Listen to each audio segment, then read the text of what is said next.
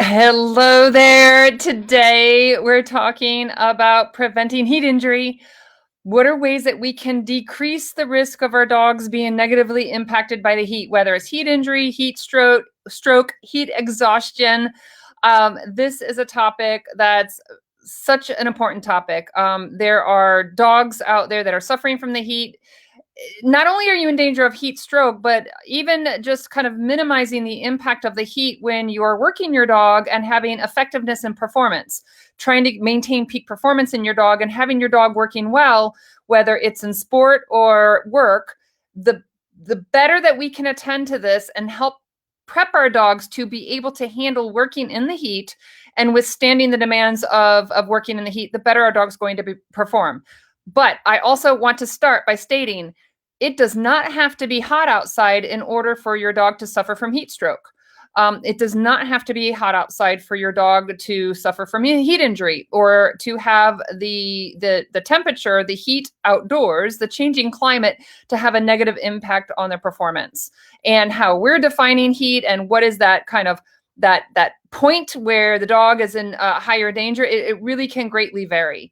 So what I want to talk to you about today is what are some things that we can do to minimize the risk, to decrease the risk, things we need to be aware of, things that we can do to help prevent, and also things to be thinking about if we do start to think maybe if our dog is entering that red zone of we think they're suffering from heat stroke, immediate emergency room. You need immediate medical care.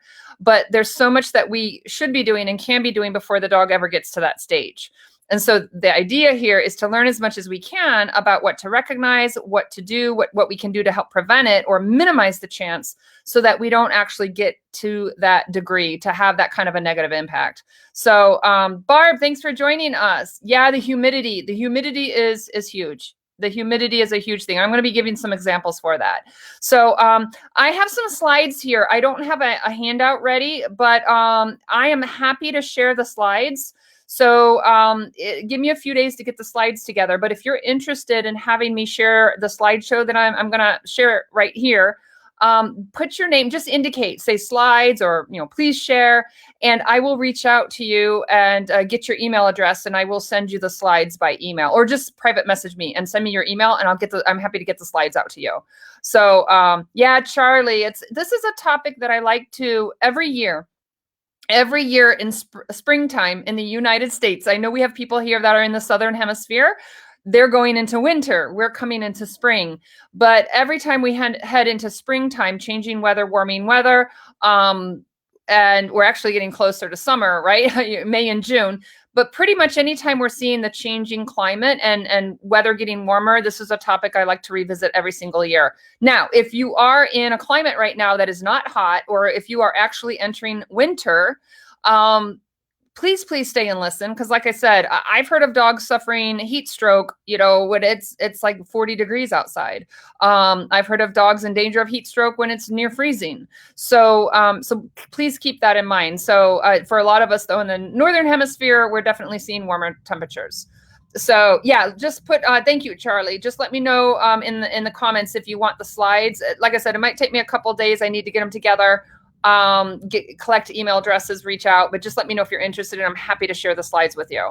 So I've got a couple examples. I'm going to be giving you some of the facts around this and some details, but I also want to give you some personal experiences and some stories behind it. Some of you might have heard some of these stories, but to me, the stories and the real life examples to me is what makes things really stick in our brain and makes us remember. This is Knox. This is one of my Malinois. And I've got a couple examples here of things I've learned along the way. I definitely have learned I researched this, but I make mistakes and I've done things through trial and error and we learn things along the way. So I want to share some things with you that I've experienced. So hopefully you won't have to experience and you'll prevent this from happening from your dogs. The first example I wanted to give is, this is an example when we were training and it was a weekend training. We were doing protection sports. It wasn't super hot. If it's really hot, I don't work my dog. But it probably might have been in the upper 70s, low 80s. It's hot, but not like some people that are training in parts of the US where it's like 90 degrees. We have a baby pool, and we would put water in the baby pool. Any of you do? Hey, Denise, Charlie, Barb, any of you train where you have like a baby pool and you fill it with water? And then when the dog's exercising, you want to cool them off, you go put them in the baby pool. I love having the baby pool. The idea is to get their belly, like their armpits, right up in the groin area, and having those keep the paw pads. These are key areas where you have the blood flow, and you're having the blood flowing closer to the surface of the skin. Cool off those areas. It can help cool them off faster. Things like the inside of the ears. My dogs aren't so crazy about having like cold water and ice on the inside of their ears. So I really don't do much to the inside of their ears, but the inside of the ears, the belly, kind of the armpits, the groin, the paw pads, that's another area.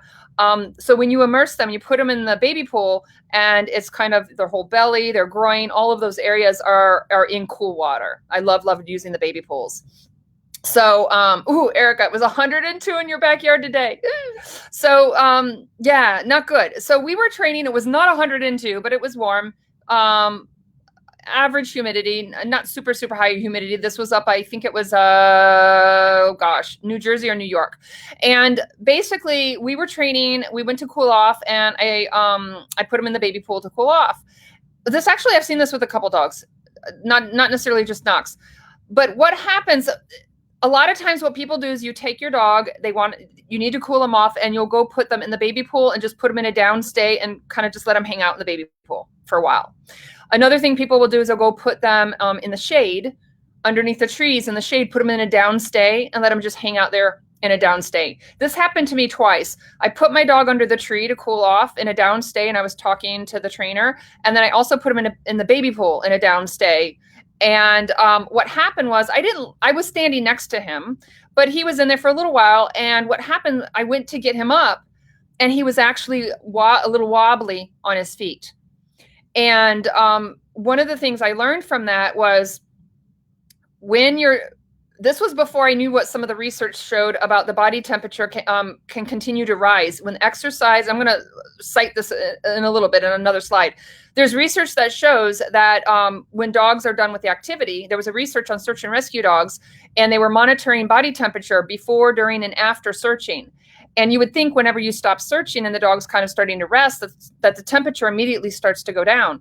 Well, what actually happened was 8, 10, 12 minutes later, after exercise had stopped, the body temperature continued to go up. And it was not like an odd occurrence. Like they were seeing this and repeatedly. So what happens is we just go, and we're done exercising and training. We put our dog under the tree in the shade, or we take our dog and we put him in the baby pool, and we think they're cooling off. What can actually be happening is their body temperature continues to rise. And just because they're in the shade doesn't mean they're going to cool off enough. And just because they're in water, especially if it's a baby pool, and that water warms up pretty quickly, and also the water next to their skin is going to get warmed up. So just because they're in water doesn't mean that you're guaranteed their body temperature is coming down. They can still get hot in the water. So what happens is we put them in a downstay thinking that they're cooling off, when in reality their body temperature can be going up, up, and up. And if we just put them in a downstay and don't come and get them and check them and make sure they're recovering well, the body temperature may be going higher when we think it's going lower. And if the dog's in a downstay, we don't see some of the early signs of such as unsteadiness on their feet, getting wobbly. And that's exactly what happened with my dog. Luckily, I didn't have him in the downstay for long, but I got him up and I saw that he was getting a little bit wobbly. And I was like, ooh, when he was in the shade, I was like, oh, I need to get him cooled off. And I need to, quickly get him into some cold water, get him in the car, air conditioning. And so I was able to take action. When he was in the baby pool, he wasn't that bad. I could just see he was starting to get a little overheated. I just kind of would walk him around, cool him off, got colder water. And I would just get him out briefly, make sure he was still steady on his feet, make sure he was bright-eyed and bushy-tailed and looking for signs of heat distress, a heat stroke. So that's one of the things that I just wanted to warn people about that I've learned was, don't just put your dog in the shade. Don't just put him in the baby pool and just leave him there. I like to every minute, every 2 minutes, I will call my dog. I will even put him in the baby pool and make him stand stand, sit, go back into a down, and I'm watching my dog like a hawk, looking for anything, any signs that he's starting to struggle with the heat. So that is something that a couple things to learn from that. Again, I wasn't familiar with the research on the body temperature continuing to go up at that time. This was years ago. But do know that just because the activity has stopped does not mean the body temperature is starting to cool off. It may be a while before the body temperature starts to cool down. So the last thing you want to do is take them from exercise and put them straight into the car in a crate. And even if the car is air conditioning, in the crate, you're not getting that airflow. Right? Dogs don't sweat like we do, right? They're going to be doing it through panting. Like I said, you might have through the pads of their feet, but we need that airflow and cool air and airflow. That's going to help them cool off. So make sure you're right there next to your dog. Get them in some cold water. You put them in the shade, get them in air conditioning, but don't just put them in a down or put them in the crate and then leave them. Come back periodically. I stay right by my dog, get them out. Just briefly, just make sure the dog's still looking good, is cooling off, and then you need to put them back in the water, put them back in the shade. So that is something, just a personal example of some of the things that you can do, and also things to be aware of. And I'm going to give you some more signs and things to watch for. So who's at risk? Who's at risk? I don't have absolutely every risk category listed here, but I'm going to list a few here. So some of the things that we know of who's at risk is if your dog is not in shape, if a dog is not in excellent physical condition, they're at a higher risk of feeling the impact of the heat. So if you have a couch potato dog and you have a dog that is not physically, fit, and you don't have your dog on a nice exercise program, even though your dog may be skinny, it doesn't necessarily mean that your dog is physically fit, having good overall body condition and good cardiovascular system. It's like humans. You'll see people that look really, really skinny and, they can still get a heart attack.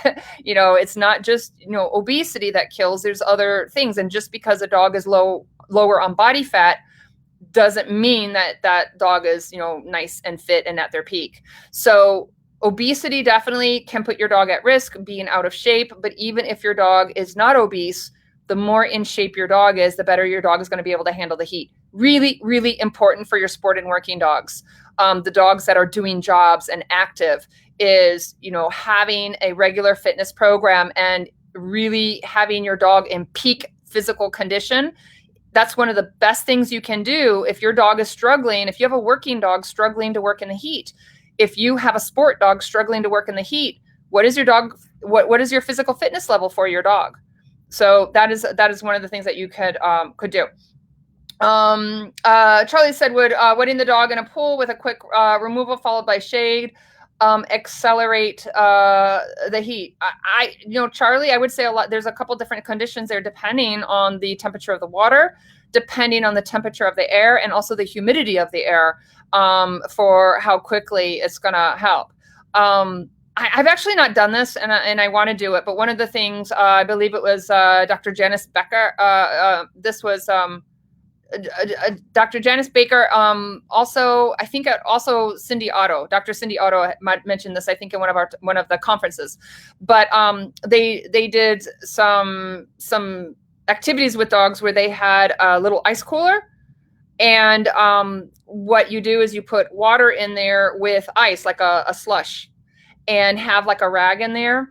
And then you're kind of wetting down and using the rag. What I'll do is I'll carry a lot of extra water. I give my dog water to cool him off, but I also have extra water. And if I don't have a baby pool, I kind of like splash it on the dog and get it on his stomach, armpits, groin. But if you don't have a lot of water with you, you run out of water pretty quickly. And so like I'll want to conserve it so the dog can drink water, and I'll splash some water on him. But if you have it in an ice cooler, and you have it with the ice and the water and a rag, you're not going to be just kind of pouring water and losing water as quickly. Another thing I've seen people do is when you go to things like Home Depot, and you know how they have these big kind of like tubs. It's like for spraying insecticide on the grass. So you can actually buy the empty containers with the spray pump, and it really pumps it out really strong. And I've seen people take those. I think it's for like putting things on the grass and stuff. It's not like a regular hand pump. It's a powerful pump. So it's almost like having a hose, having a water hose.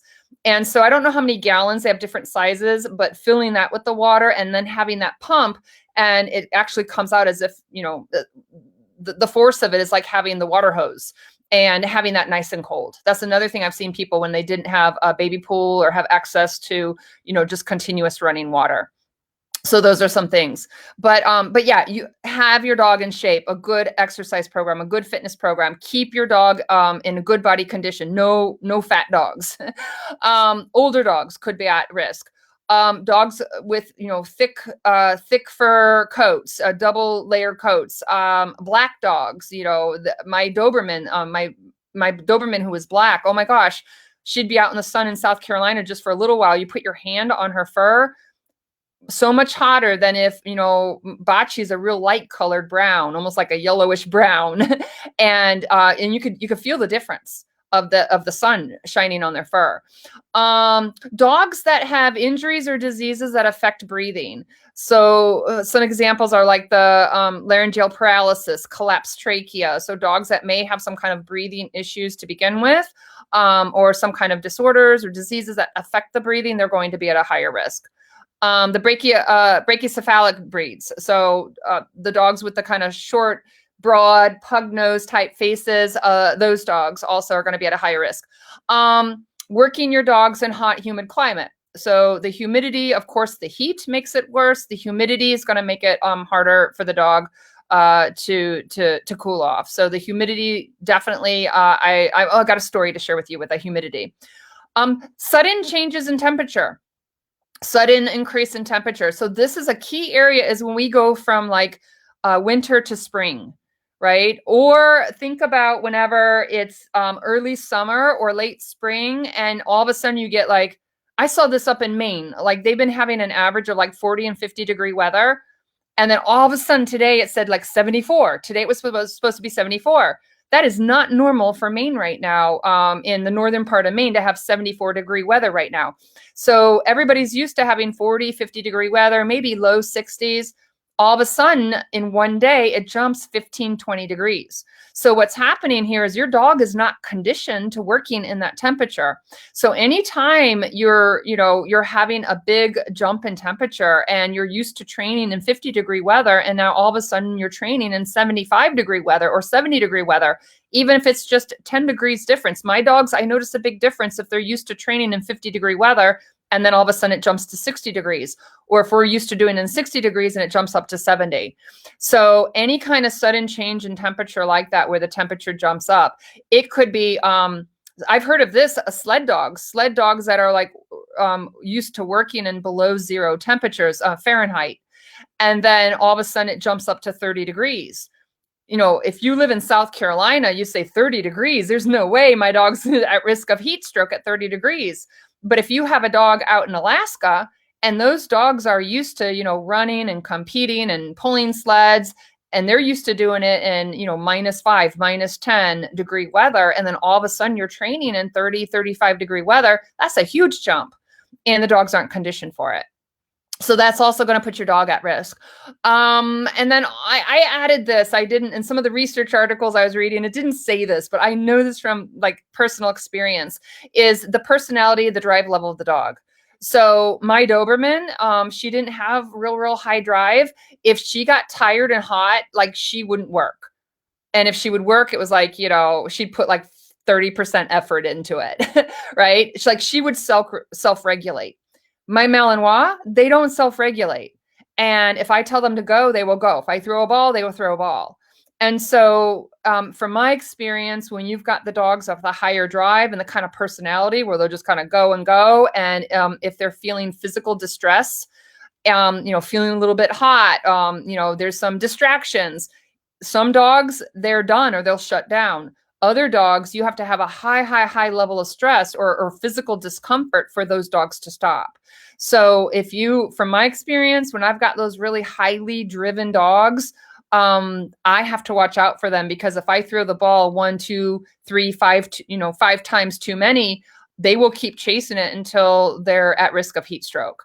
And so like I said, some dogs will self-regulate, they'll slow themselves down, or avoidance behaviors. Some dogs will, they will ignore you and they won't listen to you. They'll go look for shade and they'll completely blow you off.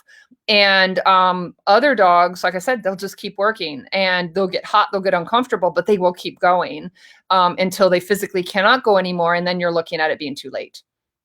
So those are some of the things. And I highly encourage, if you have not done some readings and done, just reading different articles online, looking at some of the research, I highly encourage you, especially if you're active with your dog, if you have a sport dog or working dog, to do some reading. And there's a lot of details out there. I could talk for a couple hours just on this, so I'm hitting kind of the highlights. But the more educated you are on what to watch for is good. The other thing, let me add this too. This was not in some of the research articles I was reading, is be very, very, very observant of your dog. Be very observant of what your dog is, what is normal for your dog, what is normal breathing for your dog, what is normal exertion for your dog, and be very, very in tune with your dog.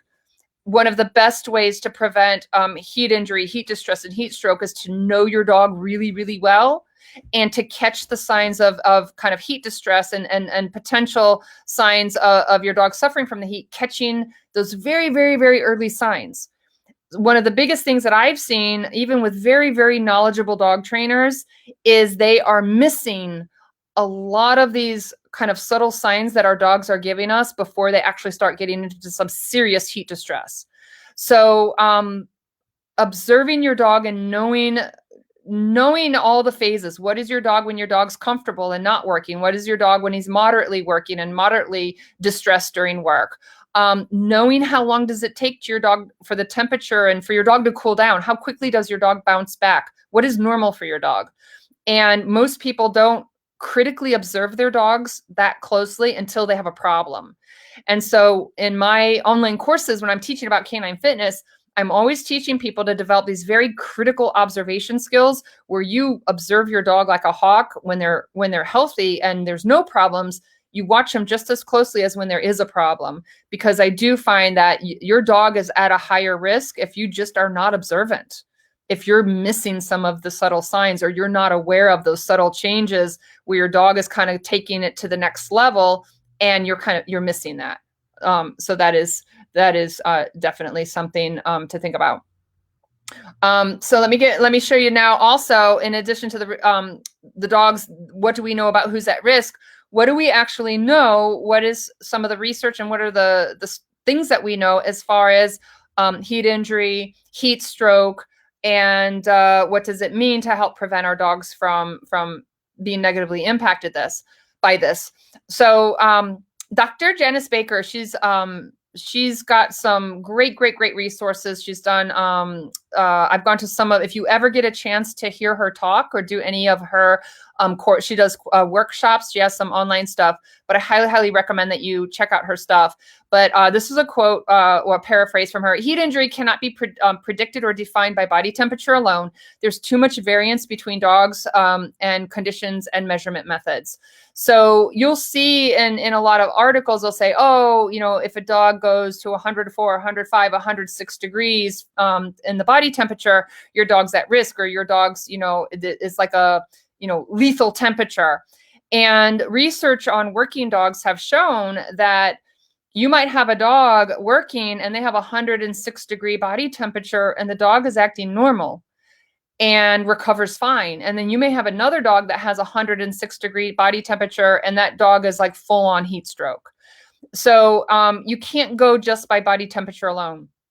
And and I mean, most people I know are not going around like sport dog people working. I don't know a lot of handlers that are going around carrying thermometers, or the dogs, when they do the research, they have like this pill, the dog can swallow it, and they actually pass it out after time, and it actually captures core body temperature when it's going through the dog's system. So to be honest, like, I don't know people that are out there when they're just training who are regularly taking their dog's body temperature. I know some that is a part of the regular practice, but most of the people I know, they're not going by body temperature anyways. But do know that just a high body temperature does not necessarily mean, oh my gosh, my dog's suffering from heat stroke. You want to look at all of the other signs. And then a big key thing here is how quickly is that body temperature coming down. So you might have a dog that's working at 106 degrees or working at 105, working at a high body temperature, and that dog is like, the body temperature stays up there and the dog's suffering. You might have another dog where the body temperature gets really high and spikes high and the dog continues working and the dog works fine, and the temperature then quickly can come back down. So I pay really close attention to my dog's overall appearance, of how he externally shows that he's experiencing the distress from the heat, whatever training or exercise we're doing. And I pay really close attention to how quickly my dog's temperature comes down. And when I say temperature, I'm not actually taking a thermometer, but I'm looking at his panting, I'm looking at the color of his ears, I'm looking at his overall demeanor, and how quickly does it come back to what is normal for him. And one of the things that I always notice in the springtime, whenever we haven't done a lot of training in the winter, is I most definitely noticed when we were competing in protection sports in the springtime, his body condition was not as good because we had just gone through winter. And I saw it because his recovery time from the heat and just from exercise, it took him a lot longer to recover. So a dog that's not as fit is going to be more slow to recover. And also that's something to look at. The body temperature alone is not something you're going to be looking at. Yes, Amelia, we're going to be talking about what can happen hours later. You are right on target there. I don't know if it's here or in another slide. I actually think it might be on this slide. Body temperature may be unstable. Yes. Amelia, you just read my mind. The body temperature may be unstable for hours to days after heat injury. You could have like 96 hours after. It's not just immediate. You may think your dog looks fine, and your dog may actually be showing signs of the negative impact of the heat 24 hours, 48 hours. It could be a few days, 3 days later. And I've got an example of this. I was training up in upstate New York, and it was in the summer, and it was a warm day. So I made a point that I trained my dog early in the morning. He was one of the first dogs that trained because I knew it was going to get warm out. We trained Friday, Saturday, Sunday. I kept him in the shade, a lot of water. He was working well, hydrated really well. No signs of distress Friday, Saturday, Sunday. He acted totally normal. I drove it was about a 5-hour drive home. He was fine that night. He ate his dinner. Everything seemed normal. The next day, when I got him up in the morning, normally when I get him up in the morning, he acts like a maniac. He's like running around.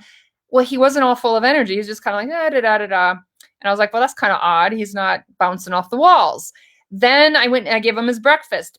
He didn't eat his breakfast. And I was like, okay, that's not normal. He was drinking some water the night before, but on Monday morning, he wasn't drinking water first thing in the morning. He didn't eat his breakfast. I took him out first thing in the morning to go to the bathroom. When I brought him into the house, we had 2 little steps going into the house. He tripped over the steps. And he actually tripped twice. I took him in and out of the house. I think once or twice he tripped down the steps and he tripped coming back up.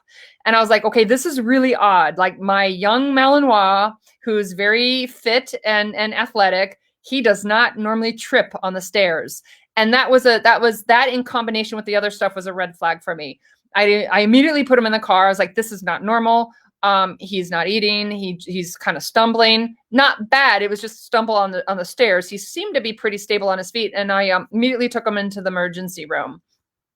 They said that he was mildly dehydrated. It wasn't severe, but they said it's good you brought him in. They gave him some subcutaneous fluids. Within an hour and a half, he started kind of acting his normal self. But this was 24 hours after, about a little bit less than 24 hours after our 3rd day of training. And then it took him over a week. I mean, that's another thing, is when you have the effects that you can't have permanent damage from heat stroke, but also just recovering from the heat distress. His wasn't like super serious. It was mildly dehydrated. He might've been fine if I didn't take him into the emergency room, but it definitely helps, it would have depended on if he would have gone back to drinking water and stuff like that, but it definitely helps to speed up the process to give him the subcutaneous fluids. but I would say the effects of that weekend, just having, and he wasn't in heat stroke. It was just he had some, he was definitely had some heat distress there. And I would say he wasn't quite himself for at least a week. I mean, he was, full of energy and stuff, but he was not 100% himself. It took a number of days for him to get back to normal. So yeah, Amelia, seizures and other side effects from this can occur days later. So what I tell people after I experience this is when you're training, let's say that you're doing a long search in the heat, even if it's not hot outside and you had a real big training weekend, watch your dogs really, really closely over the next few days, especially if you're working your dog harder than normal, or if the temperatures are a little bit warmer than normal, or just warm. But like I said, outdoor temperature is not the determining factor. Your dog can suffer from this when it's cooler outside. And also, being dehydrated greatly puts your dog at a greater risk of heat stroke, because the body is not cooling and functioning as the kind of like the temperature gauge is not working as well. So keep your dog hydrated, but watch your dogs anytime you do any strenuous training, days to day, back to back. It's a little bit warmer outside. Your dog, seems to be stressing a little bit in the heat that day. Watch your dog over the next few days and watch your dog carefully. So that is something to be aware of. Charlie said, you carry a large bottle of rubbing alcohol. Oh, a fan. Yes, fans are great, keeping the airflow moving. Barb says, do you think the recovery supplements given before, during, and after help? The biggest thing is keeping your dog hydrated and keeping the body cool. So we have different supplements. Like, you have supplements when they're training really hard to replenish, you have supplements with like protein and carbs and fats in them. Research definitely shows that supplements can help your dog recover faster from exercise, just general recovery. But when it comes to actually cooling the body off, if your dog's overheating, just simply giving them some extra carbs and protein and stuff like that, number one is you want to have them hydrated. Definitely have them hydrated, and you definitely want to keep that body temperature monitored and not let them get overheated body temperature wise. But we do know that supplements in the overall exercise recovery process, we do know that dogs can recover faster, get their body temperature. It can impact their just everything in their body whenever they're bouncing back from exercise. So it can help a dog overall recover from exercise, but you still have those initial issues of controlling the body temperature, keeping the body temperature down, keeping the dog hydrated. That's really important. Also, one way how it also can really help is some dogs, people really struggle to get the dogs to drink water. And I know some dogs, when they get excited or there are competitions, they're stressed, or some dogs, it's just hard. I've heard of people, I've talked to a couple of people with whippets, and they're like, our whippets, when they take them out doing flyball, they just won't drink water. So one of the things that helps is they do have some research that shows that when they add supplements to the water, is that it can change the taste and it can make the dog want to drink water. So definitely, if you have a dog and you're having trouble just keeping that intake of water and keeping them hydrated, having those supplements to kind of entice the dog to have the dog take in more water definitely can help. Supplements and exercise recovery and supplements for exercise recovery, like I said, it definitely can help all around. There is research on that. They do show, some of the studies show that, and this is also for humans too, the most effective way when you think of replenishing what they've lost through exercise, and you look at, for humans, they look at things like muscle recovery and stuff like that. They say to try to get that supplement into them within the first 20 to 30 minutes. It's still effective. It's just kind of the longer you wait. I just read some research on humans, and it was showing like what percentage of that is kind of replenishing the body back to normal, what percentage is working effectively. And definitely the closer you do it, within, say, the first 30 minutes of exercise, it has the biggest impact versus if you wait till, like, for example, sometimes, I would go train and I would wait until I come home, and that's where my dog would get his dinner and his supplements and everything. Well, sometimes I have an hour or 2 hour drive home. So I would be better off giving some kind of supplementation before I put my dog in the car and, spend 2-3 hours driving home. So, yes, I've heard people talk about the Pedialyte. One thing, dogs don't need to replenish electrolytes like humans. You don't want to give your dog like the human Gatorade. You don't want to be giving your dog stuff with the flavoring and all the sugar. Now, if a dog, sometimes exercise can induce diarrhea.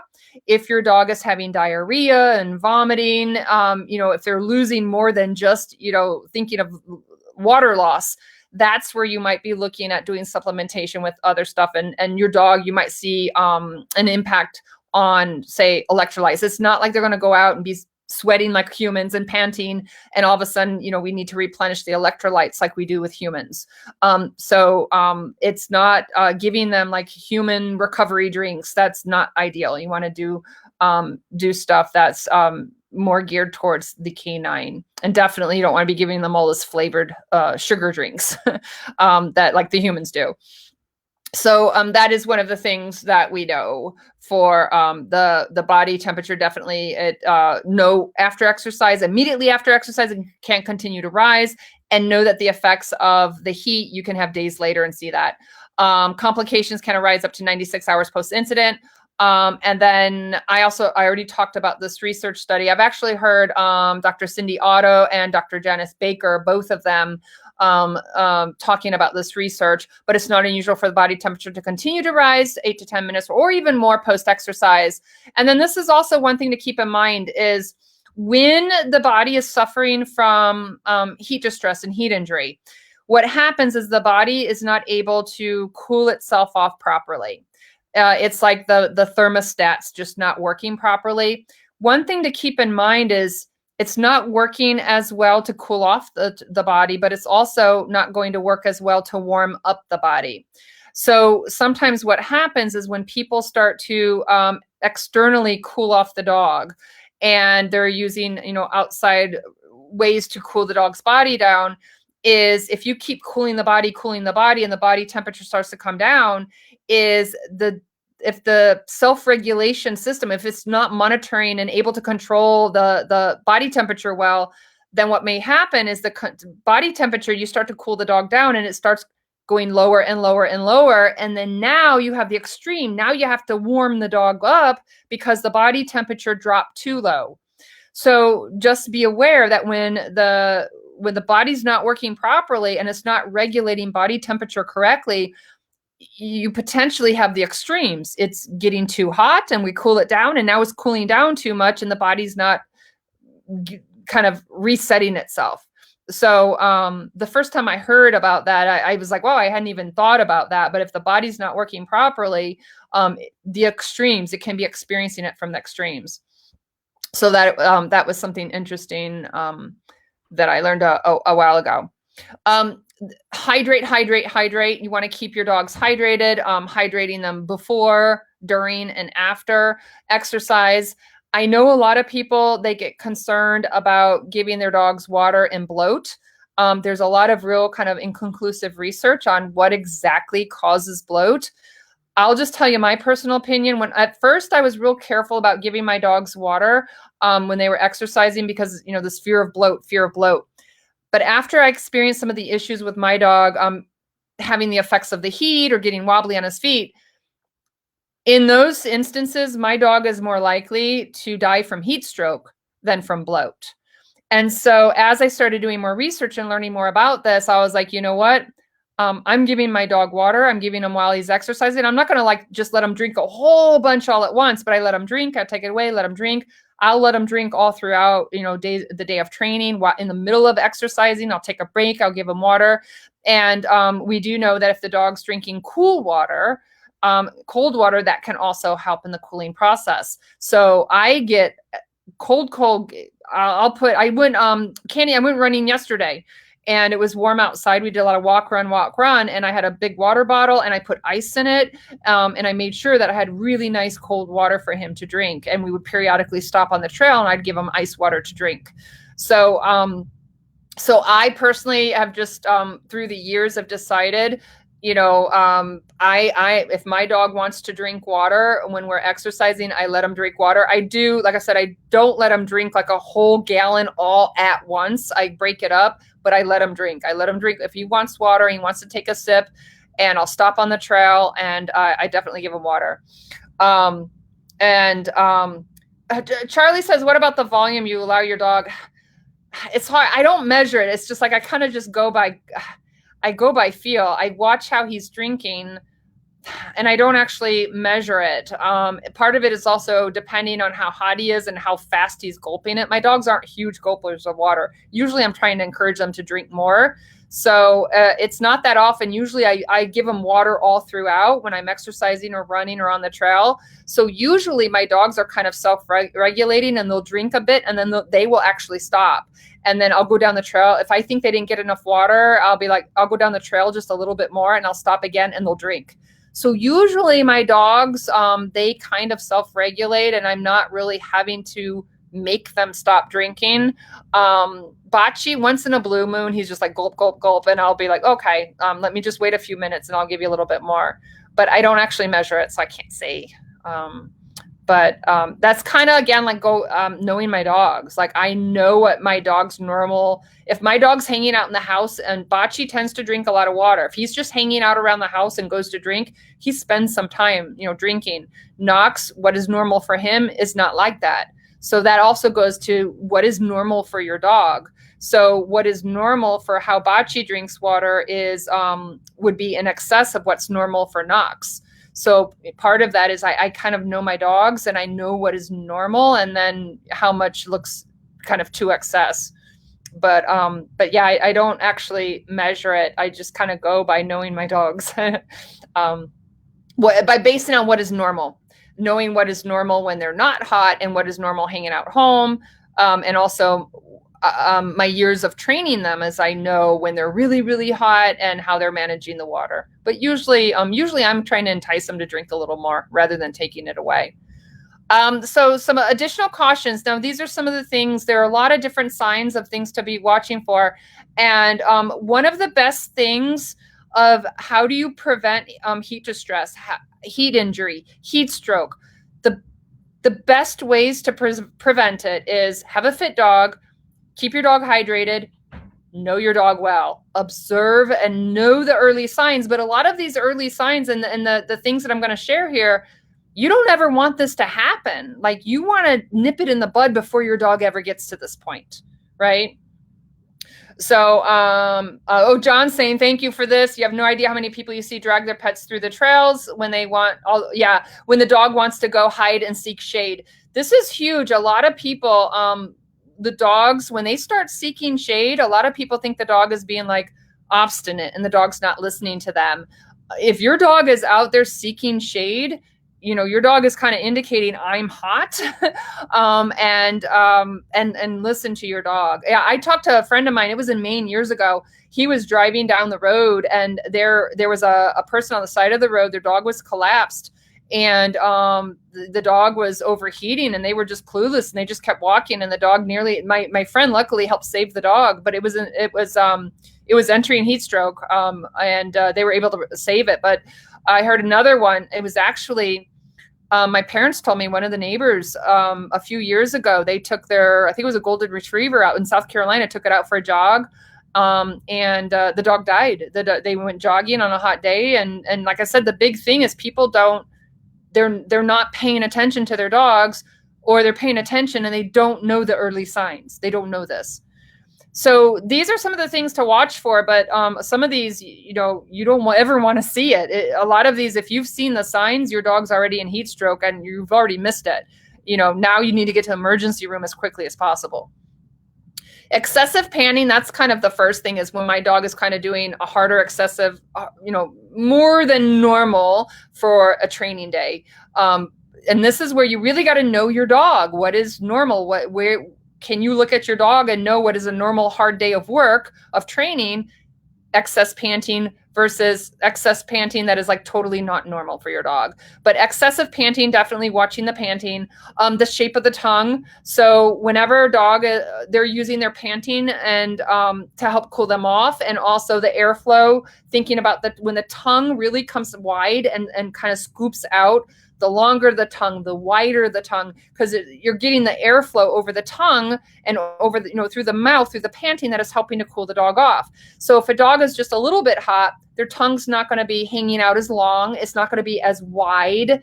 Their mouth is not going to be as open. When you see the dog, the breathing changes. You'll see them where their mouth is actually wider. They get little creases in their eye. They get the big, wide mouth. You'll actually see them. Have you seen them where they open big gaping mouth and their head is like up in the air, their nose is up, just trying to get the mouth open as wide as possible to get that airflow and the panting. So you're watching the excessive panting, but you're also looking at how your dog pants. What is normal for your dog panting? Pay attention to the shape of the tongue, the length of the tongue. Also, hypersalivation, a lot of salivating, a lot of, say if your dog's drooling a lot. But also the opposite, if your dog is really getting into the danger zone, you may actually see where the dog is not producing much saliva. You might actually see, instead of being like a stream of saliva, it actually starts to get thick. And you may actually see a decrease of salivation from the dog. And like I said, when you start getting like, you're not seeing any of that happening and the dog's panting, that can definitely be where you're definitely hit a danger zone. So just be aware. Some people might think that, oh, my dog's not drooling and, he's not really salivating when he's doing the panting, but that's not necessarily a good thing. And then also looking at the consistency. Again, sometimes when they're drooling, it's just kind of running almost like water. And then other times it's real thick. And so looking at the change also of that. Changes in gum color. I was reading one study, like it can be, you can have the gum color get really, really, really red, a lot redder than normal, or it can get grayish, it can get blue, but know what is your dog's gum color on a normal day of training. So anything that's different and off from normal for your dog is something you want to pay close attention to. Another thing that I notice in my dogs, and it differs in my two dogs, is the color of the inside of their ears. So my one dog, when he starts to overheat, the inside of his ears get bright, bright, bright, bright, bright pink. And I really can judge by the color of the inside of his ear when I know we need to stop, we need to cool off. My other dog, he doesn't have the change of color like that, not that extreme. So my other dog, if I worked him until the ears changed as pink as my younger dog, like he would already be in heat stroke. So there's little kind of unique things that you might notice in your dog that are your individual signs of what's abnormal for your dog. So that's one of the things I learned is my one dog, his breathing changes just like I told you. He'll have the wide mouth, nose up in the air, the tongue, everything completely, is very extreme in the change. My other dog, when he got wobbly on his feet or he had the issues with the heat, I never ever saw him gasping for air like Bocce has done. So if he was gasping for air like Bocce, like he would already be in heat stroke. So it's really knowing your dog also. But these are some common things to look for. Muscle tremors, listlessness, unsteadiness on feet. They look dizzy, disoriented. I've seen that with Knox, where he was unsteady on his feet.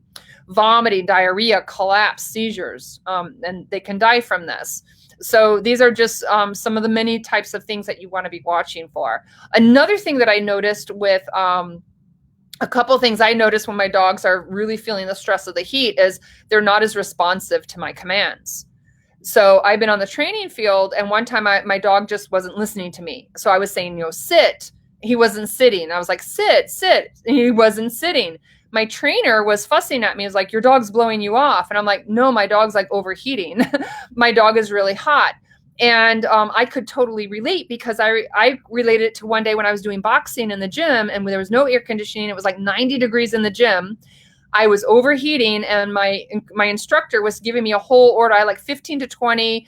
I was supposed to do a series of different punches in a row. And so I had to remember like 10 different punches, combinations in a row. He would say it and then I would blank, like my brain, I just wasn't thinking. I was hot, I was trying to cool off. He would tell it again and I would be like, the minute he repeated the combination, I couldn't remember what he just said. My brain just was not as active as whenever I'm nice and fresh and feeling good.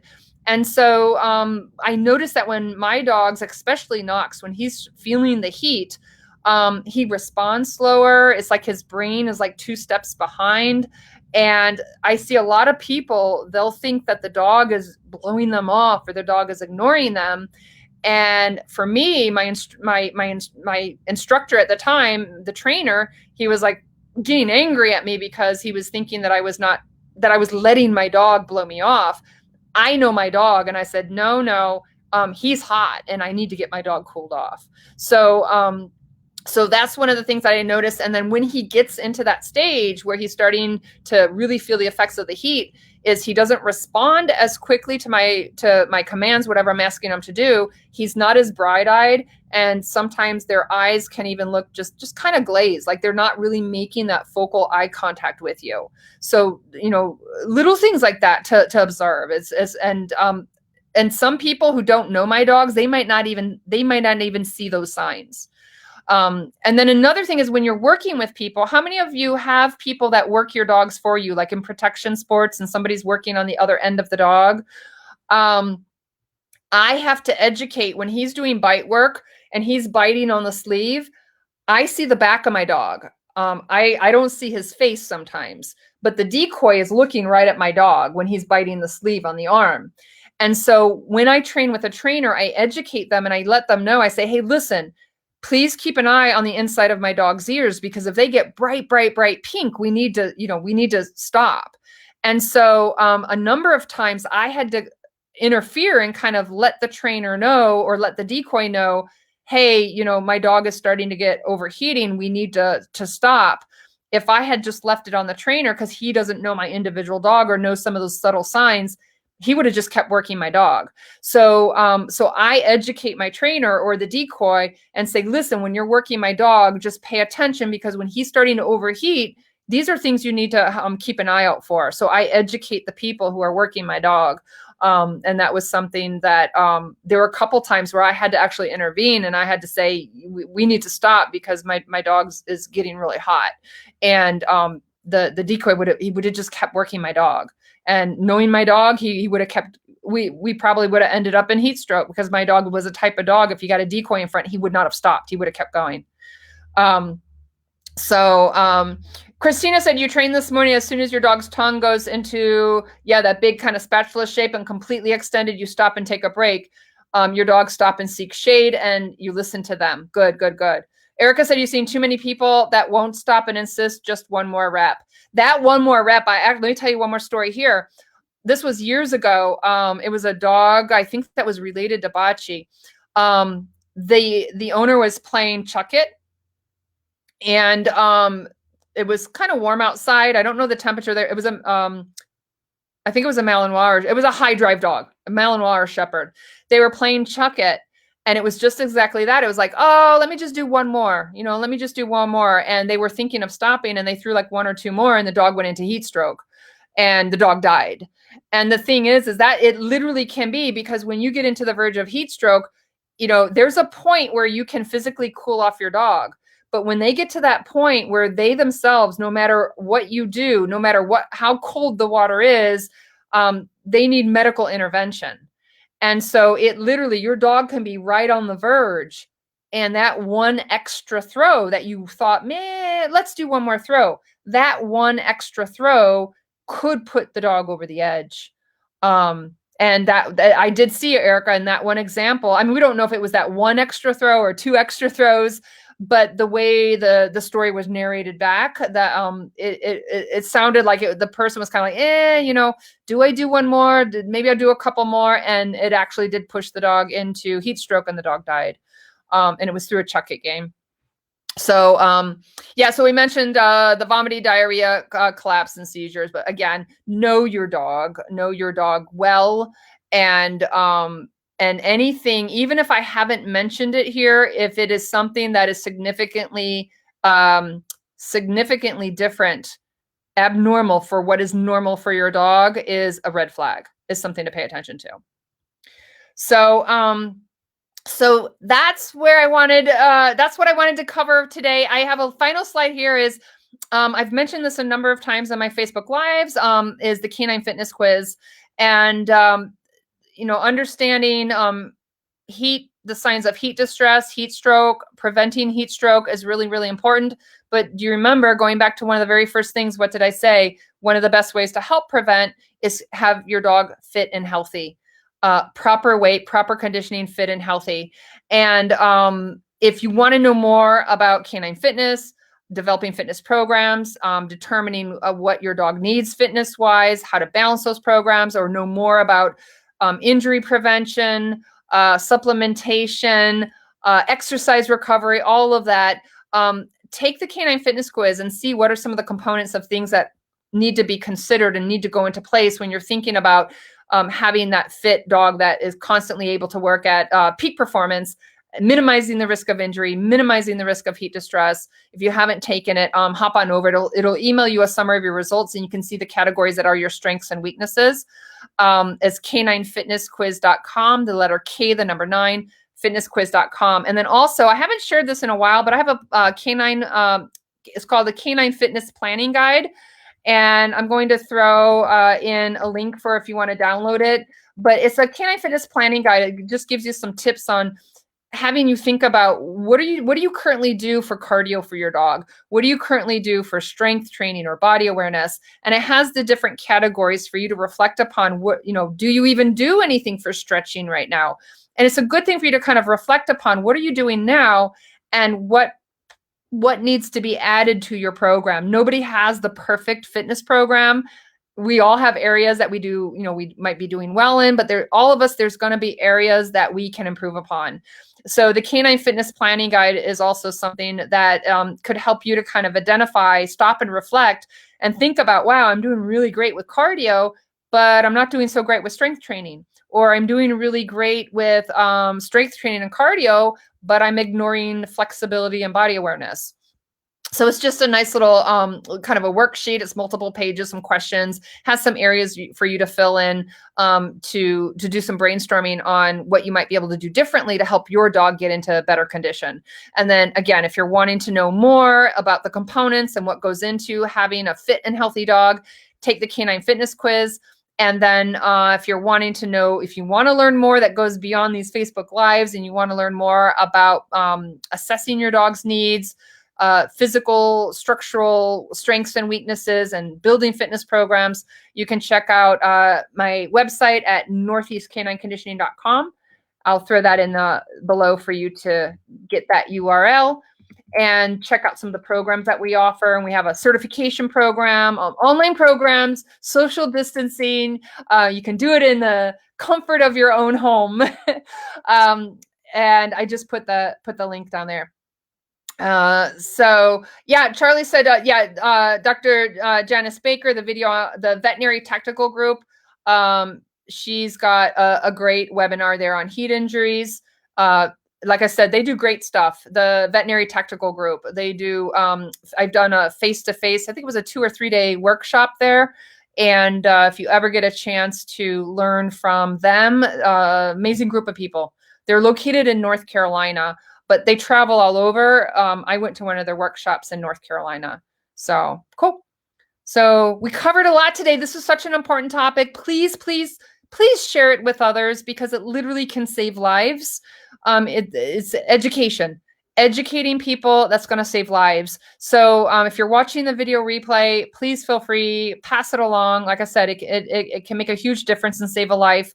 And ask questions, reach out to me. If you have questions, comment. I have this in different places on Facebook and social media. If I don't see comments or questions now, I will go back and I will check them out. I'll answer questions for you. I actually forgot to introduce myself, I think, but my name is Erica Bowling. I am the owner and founder of Northeast Canine Conditioning, and I am here, my Northeast Canine Conditioning Facebook business page every Friday. at 8:30 p.m. Eastern time is when I go live. You can go to my Facebook business page, Northeast Canine Conditioning, and you can go to videos, see a lot of my video replays. I've got over, I think, 140 episodes of canine fitness and business topics. So if you have a desire to learn, we have a lot of ways to help you. So check out my website, check out Facebook, and most definitely feel free to reach out to me if you're interested in learning more, want to know more about our programs. So Giselle, thank you for joining us tonight. Christina, thank you. Any questions before we go? Watch your dogs. Watch your dogs like a hawk. Be prepared. Always be prepared. Water in the car. Know where the, if you're on the road, know where's the closest emergency room. If you're training somewhere without water, pack up your car. Have a cooler with ice and water. Always be prepared. You don't want to be caught off guard. So, yes, thanks, Giselle. Giselle's in our Elite Canine Athlete program. We have a number of you here joining us. Thank you. Yeah, great having you here too. All right, you guys, if there's no questions, thank you, Charlie. No questions? Okay, guys, check it out. Oh, let me know if you want the slides. Just let me know, and I'll reach out or message me your email, and I will send you the PDF slides. I can get that to you. So let me know if you want to have the slides from today. So, all right, you guys, thanks so much. Stay safe. Keep your dogs safe. Keep them hydrated. And I'll see you next Friday, 8:30 p.m. Eastern time on my Northeast Canine Conditioning Facebook business page. Bye-bye for now.